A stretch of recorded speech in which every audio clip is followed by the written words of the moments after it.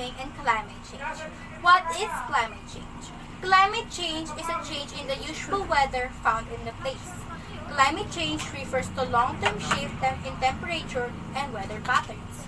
How does climate change affect our lives?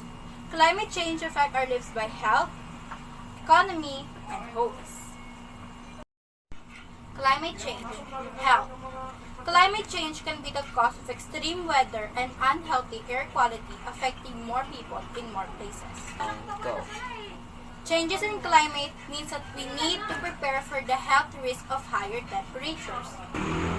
Warmer temperatures cause the pollen season to be longer and worsen air quality, both of which can result in more allergy and asthma attacks. With rising temperature, more people will suffer heat cramp, heat exhaustion, hyperthermia, and heat strokes, as days that are unusually hot for the season hamper the body's ability to regulate its temperature. As the climate changes, disease-carrying mosquitoes are extending their range, bringing diseases such as malaria, dengue fever, chikungunya, and West Nile virus farther north than they've ever. Economy. Global climate changes already have observable effects on the environment.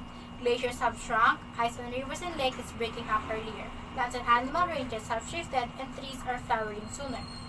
Global sea level has risen by about 8 inches since reliable record keeping began in 1880.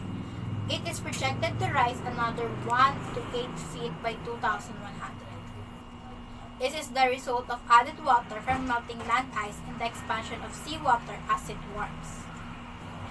Municipalities are recognizing the need to make their communities more resilient in the face of climate change impacts. Paying for mitigation and adaptation measures, however, will likely have to be funded through higher property taxes or resilience fees. Homes. Floods, the most common and deadly natural disasters in the U.S., will likely be exacerbated and intensified by sea level rise and extreme weather. A 2018 study found that over 40 million Americans are at risk of flooding from rivers. And over 8.6 million people live in areas that already experience coastal flooding from storm surges during hurricanes.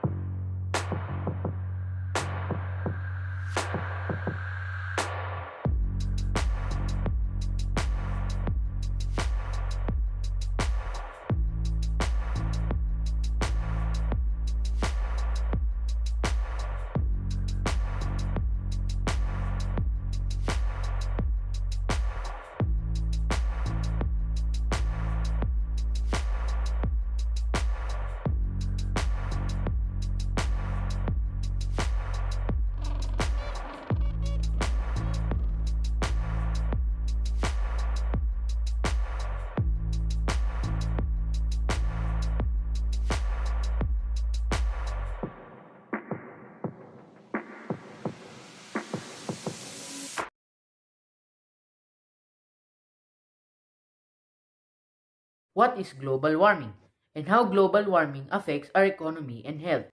Global warming is the unusually rapid increase on the Earth's surface temperature. It refers to the long-term warming of the planet. It is caused by the too many greenhouse gases in our atmosphere.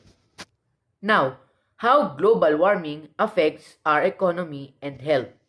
Global warming affects our economy by the effects of rising temperature, including soil degradation, loss of productivity of agricultural, and the desertification, loss of biodiversity, degradation of the ecosystem, reduced freshwater resources, acidifications of the oceans, and the disruption and depletion of stratospheric oceans.